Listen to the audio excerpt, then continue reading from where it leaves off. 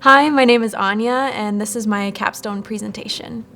Last fall, Angie Johnson, a professor at Bethany, approached me about making content for the YOP, which is something Bethany hosts every year to celebrate Poetry Month. So we agreed that I would make 5 separate animations to accompany 5 separate poems for the YOP.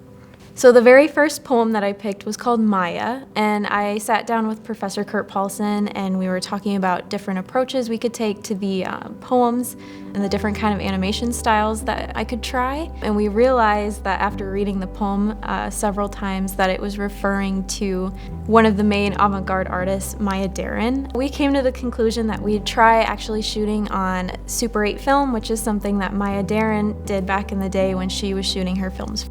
Lila LeMay helped me by acting in that particular film that I did, and she was my Maya. It took about a weekend to shoot that, and that was definitely a weird experience.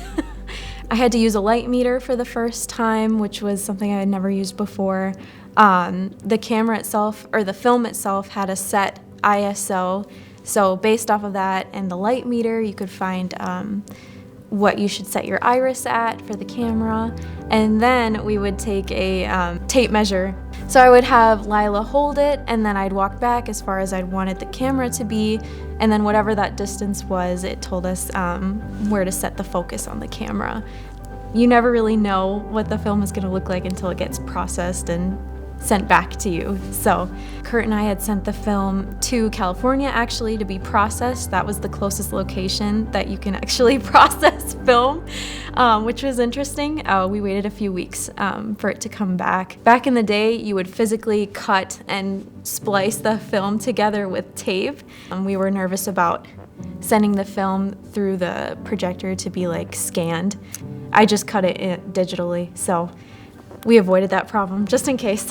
But yeah, that was how the Maya poem got put together. So that one wasn't exactly an animation, but it was a technique used by artists of the avant-garde.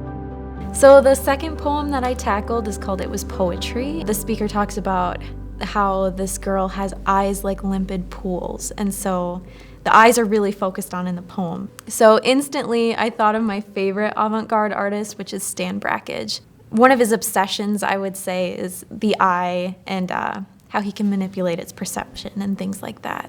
The poem itself looks very similar to his painted-on films.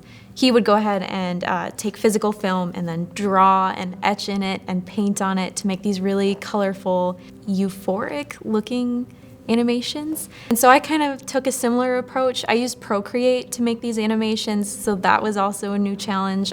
So I made an initial layer that looked very similar to one of his animations, and then on top of that I did some more concrete images like hand holding. There's some eyes pictured in there. It took me many hours, countless hours, so almost the whole entire semester. So the next film that was more directly related to the Super 8 film is called The Cardinal, and for that poem I would take physical Super 8 film and then I'd etch into it to create animations. So what I did to start the whole process was take several stacks of Super 8 film that Kurt had stored away in his office, and I scanned it, so now we have a whole bank of those for the studio, which is awesome. And then I was allowed to go in and etch the film and ruin it to make the animations. So that was really fun. Also, I would say this technique is really easy to do on your own too. You don't need to be in a special place to do it. As long as you have the film and a way to like etch into it, it's really easy to animate on. So the only problem is it's super tiny. So that was a challenge, but otherwise it was a very simple process. And yeah. So for the poem Barred Owl, I used AI technology to actually assist me in animating.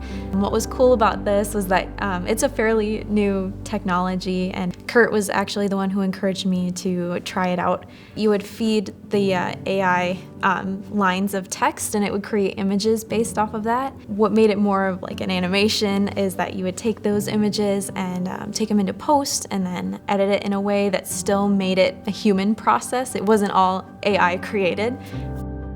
So I would really like to thank my professors, specifically Andy Overn, Amanda Quist, and especially Kurt Paulson. Really appreciate his encouragement and his help with that. Also like to thank Caleb Schilling, who's helping me film this right now, and then also Lila LeMay, who is acting in some of my films and gave me feedback too. For that, I'm very thankful, and thank you for watching.